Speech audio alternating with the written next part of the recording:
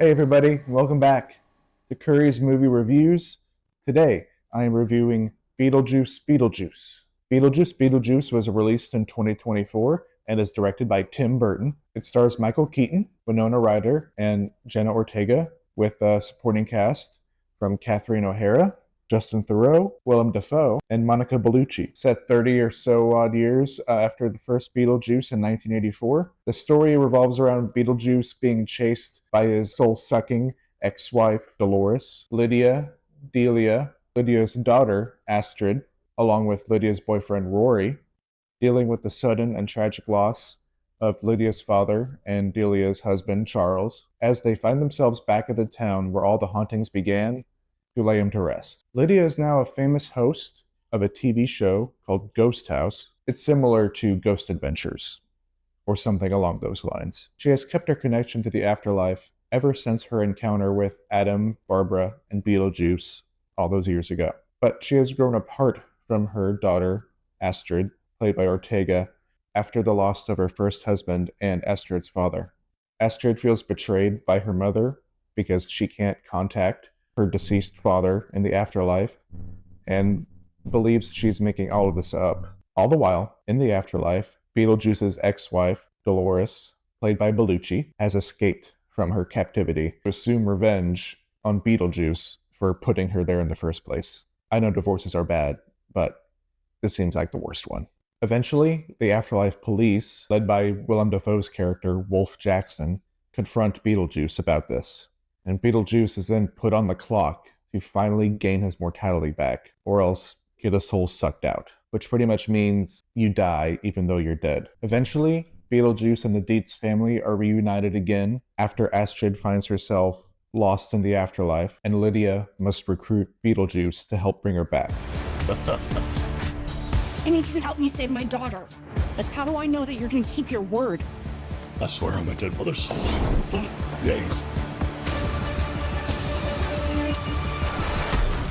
Bob, you and the boys stand guard. Nobody gets through. Let's go, honey. That's a lot of story. And some aspects of the movie suffer because of all the plot devices that are going on. And I can't even mention some of the other plot threads because those are spoilers that the trailers haven't touched upon. And the movie is only an hour and 45 minutes long, and it seems like this amount of story could fill up at least 2 hours. But somehow, with so much going on, it doesn't feel bloated, because even though it has a lot of plot threads, they are simple and not overcomplicated. Scenes don't feel rushed, there's room for the movie to breathe, and the movie is just so fun. One of my main gripes about the film, though, is that the main villain, Dolores, doesn't have a lot to do here. She has very minimal dialogue and really is only there to help advance the plot. And as I said, the movie already has so much going on, I don't think that they had the time to fully flesh her out. And I will ding some points for that, because if you introduce a character like that, then give her nothing to do, that maybe makes me think you should have come up with another plot device that pushes Beetlejuice along that didn't involve creating a character. I do like her design and the soul-sucking gimmick, but if you want to keep the movie at a reasonable length, especially for a comedy, you don't have the time to flesh every character out. Speaking of characters, it's so great seeing these classic characters brought back to the screen. Keaton, Ryder, and O'Hara fit right back into these roles. Keaton looks like he's having a great time being Beetlejuice again. And I liked his aged Beetlejuice voice, and under all that makeup, it's hard to tell that he's 70 years old. He just looks like a more rugged Beetlejuice. He delivers all his lines and quips so well, and is really hilarious once again. Ryder, now playing a grown Lydia, brings that character's persona to a new era. She still looks great in all the goth makeup and clothes, but now as a mother herself, her demeanor has changed, but she's still Lydia. And O'Hara is just eccentric and wild as she was in the original. Her character is now a famous artist, and this fame and prestige has only furthered her mannerisms and loving of herself. And of course, we need to talk about Jenna Ortega, who worked with Burton previously on Wednesday, and she makes a perfect pick for Lydia's daughter. She is similar to her mother's character, but Astrid is so opposed to ghosts and the afterlife.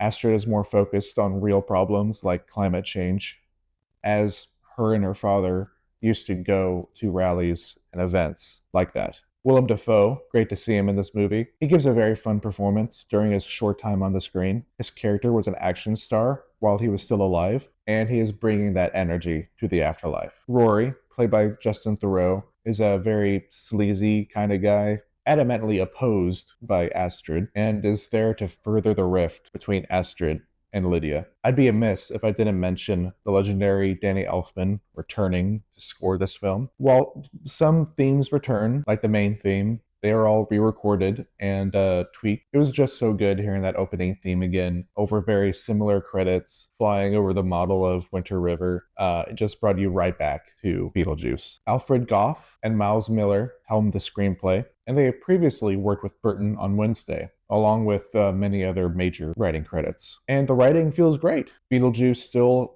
has all of his quips, and the overall energy of the script feels right at home here. First of all, I want you two kids to know this is a safe space, okay?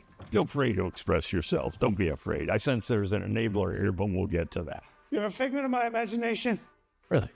Is this a figment of your imagination? I wasn't scoffing at any of the dialogue choices. Everything feels at place. Nothing felt too fan servicey. It just kind of felt like this is what a Beetlejuice movie does. And that should bring us to the guy conducting the soul train of this movie, the man himself, Tim Burton. I'm glad everything came together for him to revisit Beetlejuice again. The only other sequel he has done for one of his own movies is Batman Returns, so he's not one to go back into his back catalog, but this movie deserves to be here. Overall, the direction feels very similar to the original, for good reason. It's still funny. Burton does really well with humor, and that shows here, along with the fun, not so scary stuff. There's one particular runner in the film that features a Beetlejuice baby that is equal parts gross and hilarious, which brings me to the movie's commitment to practical props, sets, and effects. Burton saw the opportunity here to stay faithful to the original film and not rely on new technology, and instead incorporate it and make it invisible and let the practical things take center stage. And as I said in my Alien Romulus review, I really appreciate when filmmakers do that, and everything looked great. Bob, the shrunken-headed guy from the original, has now seemingly multiplied himself, and the Bobs have some really funny scenes. And the way the afterlife is expanded in this movie is really cool. It's cool to see what Burton did to expand the afterlife in this sequel. At the time of this recording, the movie has done $110 million on its first weekend, and I can only see that increasing. And hopefully that leads to one final Beetlejuice movie so we can complete the phrase. I think this movie proves that Beetlejuice still has some adventures left in him. So overall, I'm going to give Beetlejuice 3.5 Bobs out of 5. Thanks for watching my review, everybody. Hope you enjoyed it. I definitely recommend this one. Go see it in the theater if you can. Bring the family, bring your friends. I really want to see this movie do well so we can get a third sequel out of this guy. But as always, I'll see you next week for a new movie review. Bye.